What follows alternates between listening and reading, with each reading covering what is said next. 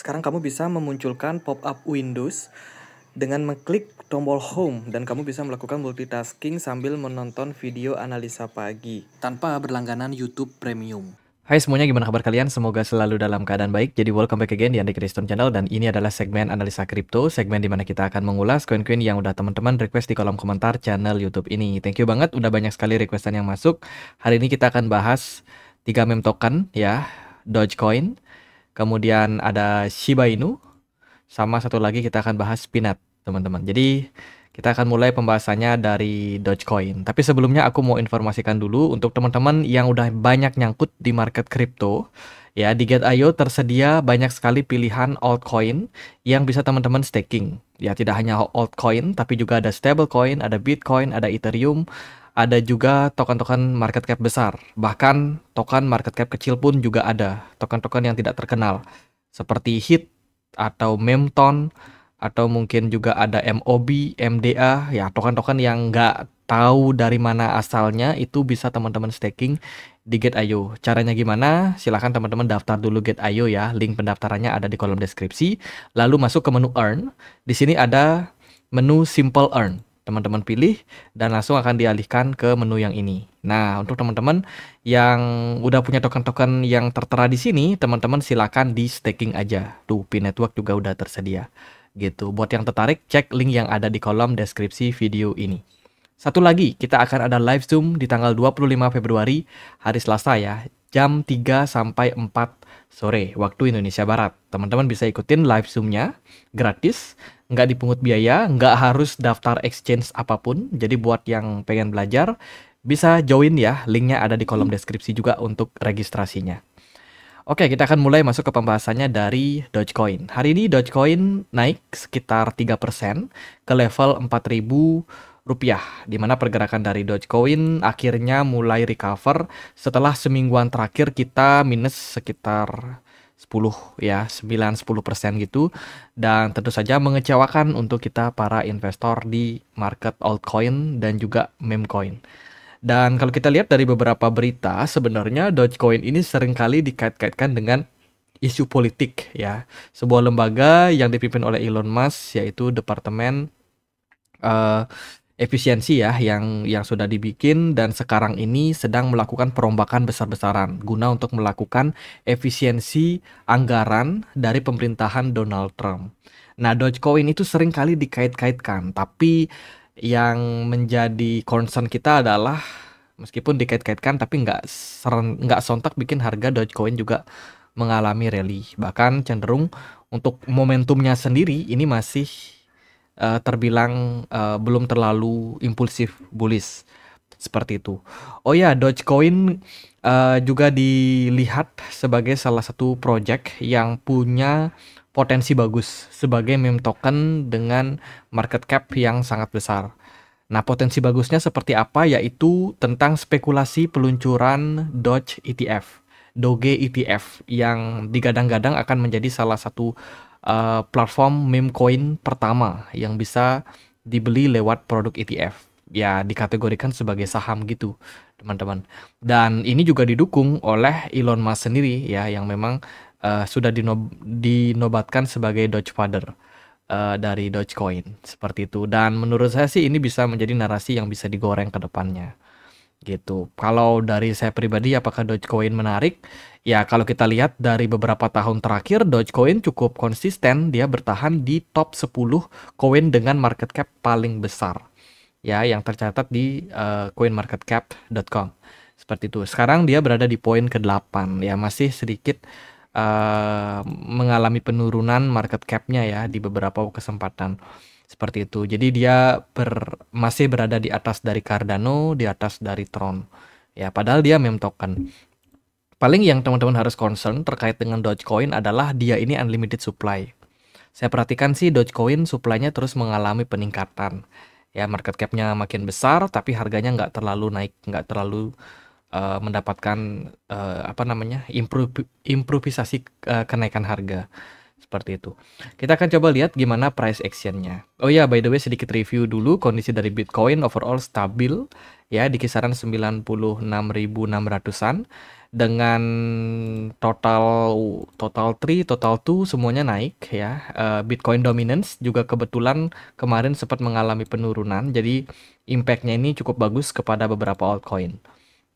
Nah, kalau kita lihat dari movement Dogecoin di time frame weekly ya, pergerakan Dogecoin ini masih dalam proses koreksi. Setelah terakhir dia menyentuh level 0,47, pergerakan Dogecoin masih terbilang under pressure dan sampai sekarang ini sih masih dalam tahap koreksi dengan penurunan jumlah smart money yang lumayan signifikan. Ya, volume perdagangan Dogecoin di weekly time frame juga kelihatan masih turun. Kalau kita lihat dari daily, saya pakai indikator MA100 sebagai penanda apakah Dogecoin ini lagi dalam posisi bullish atau bearish.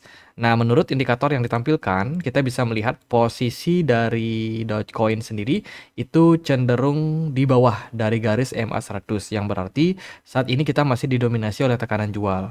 Kemarin Dogecoin ini sempat naik ya, setelah penurunan tajam dia ada naik retest, tapi cuma bertahan sampai 0,29 and then ada rejection, nampaknya pergerakan Dogecoin kembali mengalami penurunan ke 0,23 dolar.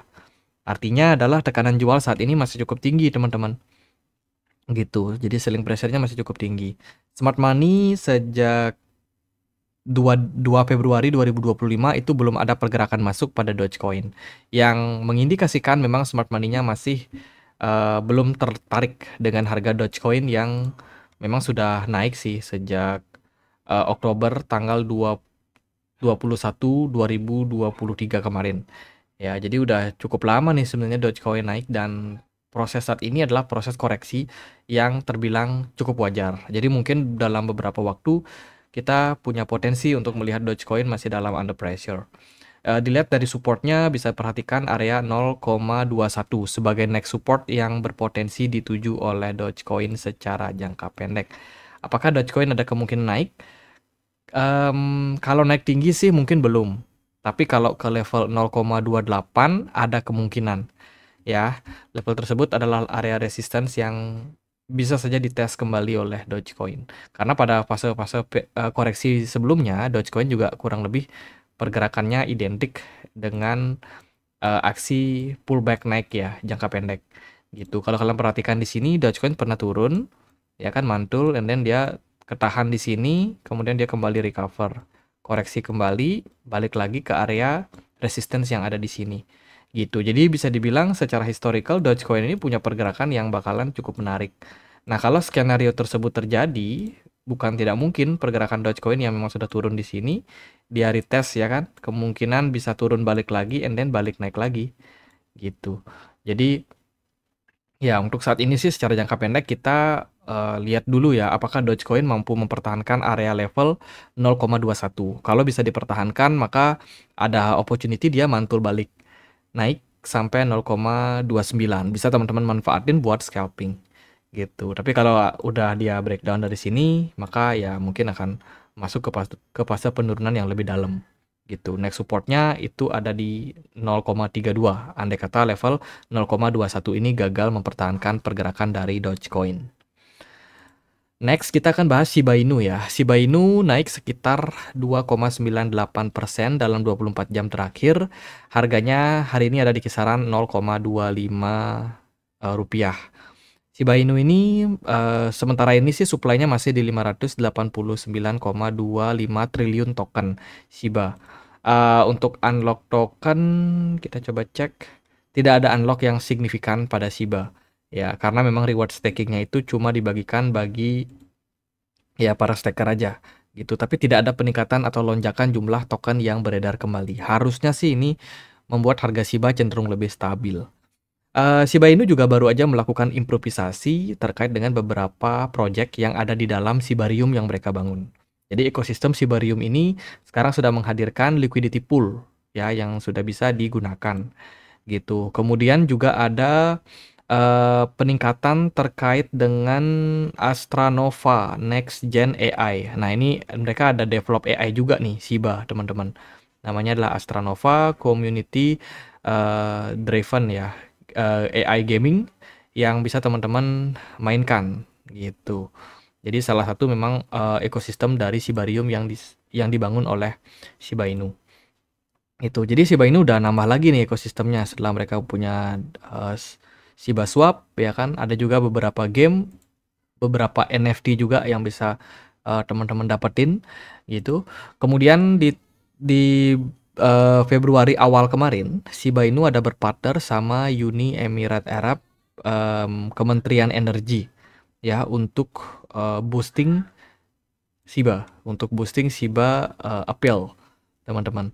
Nah, ini banyak yang berspekulasi nih, apa sih yang dilakukan oleh Project Meme Token? Kenapa mereka bisa berkolaborasi atau menjalin kemitraan dengan salah satu lembaga di Uni Emirat Arab yang berfokus pada energi dan infrastruktur?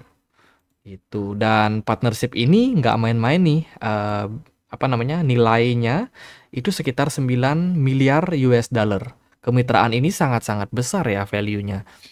Gitu. Yang jadi menarik untuk saya sih apakah ya pengembangan dari project Shiba ini hanya memanfaatkan hype saja. Artinya di dua kalangan ini saling menguntungkan. Shiba dengan ekosistemnya yang besar, dengan follower Twitternya yang besar itu bisa mendukung Uni Emirat Arab dalam pengembangan energi. Ya, energi dan infrastruktur. Nah, Shiba sendiri bisa dapat duit dari sana untuk develop projectnya dan mengembangkan projectnya. Gitu. Apakah ini adalah sebuah simbiosis mutualisme? Karena kalau saya perhatikan dari korelasi antara proyek Shiba dan juga energi itu nggak berkaitan ya, gitu. Terus juga ada MOAE menggunakan sistem operasi Shiba Inu OS pada blockchain layer kedua di Shibarium.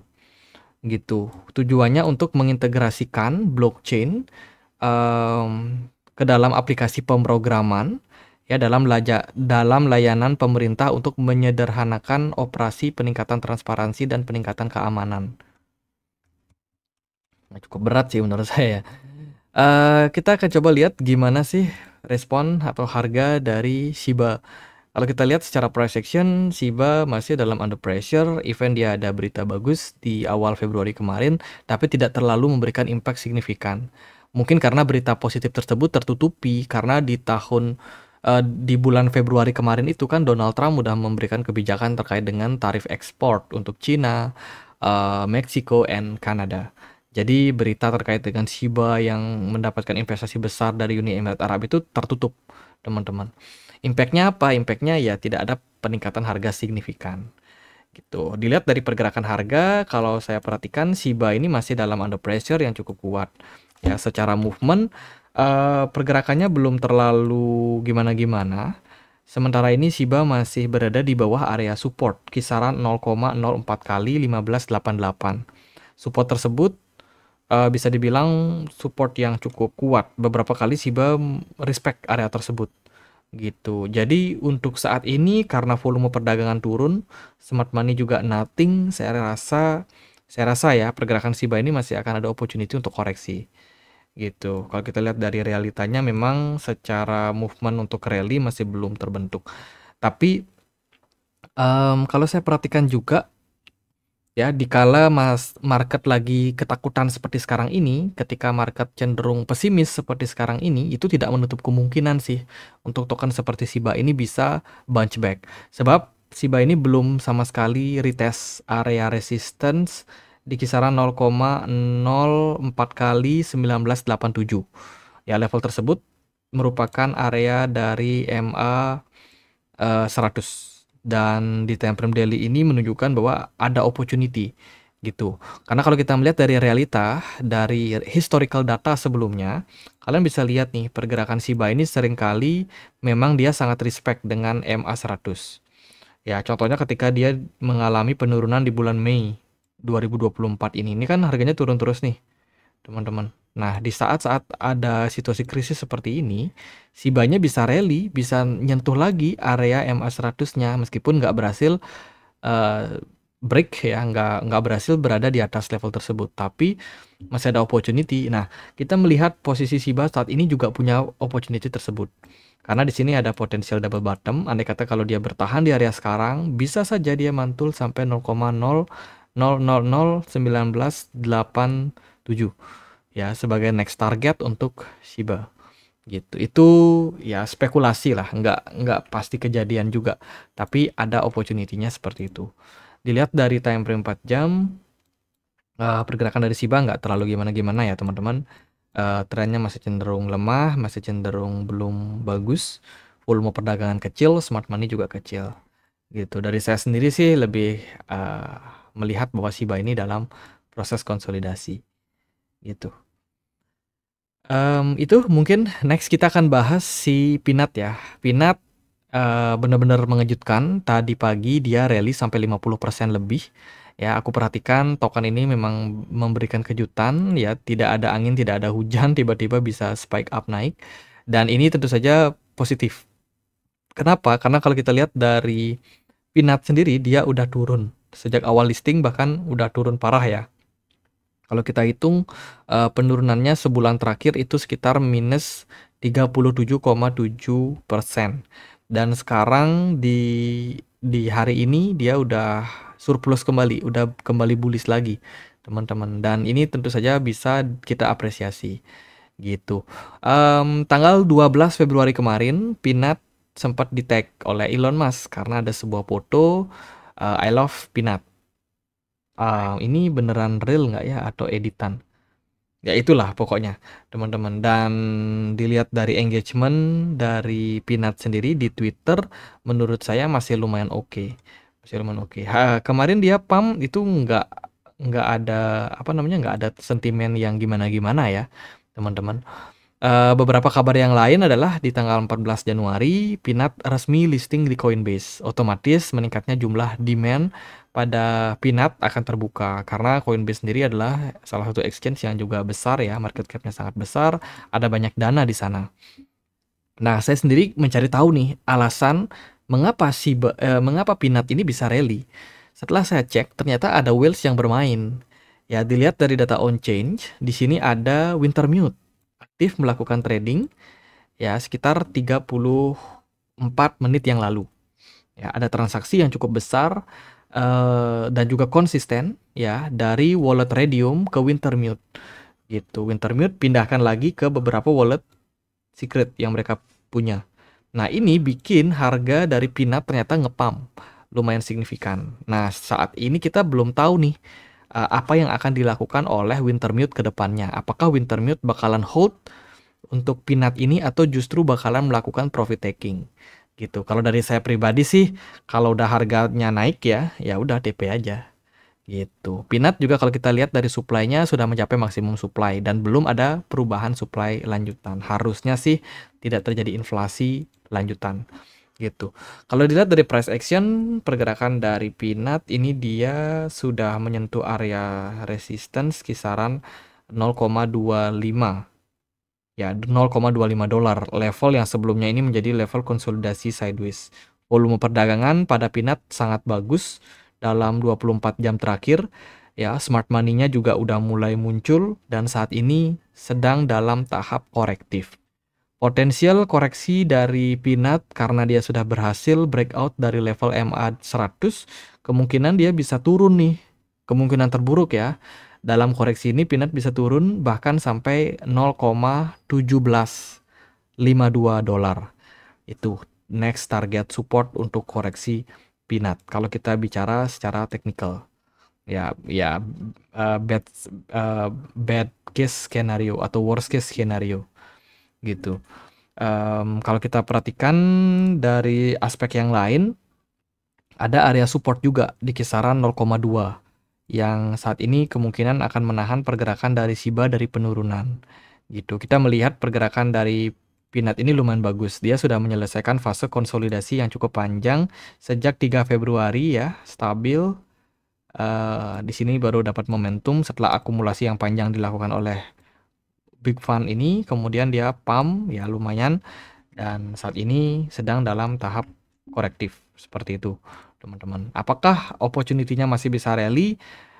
Bisa, masih bisa kemungkinan rally, tapi untuk jangka pendek saya rasa akan ada peluang untuk koreksi terlebih dahulu. Mungkin untuk next step kenaikan, atau di area yang berpotensi menjadi area support ya di kisaran 0,17 ini kemungkinan baru kita akan melihat kembali ya bagaimana Pinat, apakah buyer masih cukup antusias untuk melakukan pembelian atau justru mereka malah pesimis lagi gitu. Jadi kalau dari saya sendiri sih ada kemungkinan naik, cuman untuk saat ini jangan terlalu agresif aja gitu. Kita lihat data by data gimana pergerakan dari Pinat ke depannya. Sementara ini sih udah lumayan bagus ya. Semoga Pinat masih bisa kembali ya rally lah gitu. Itu harapannya.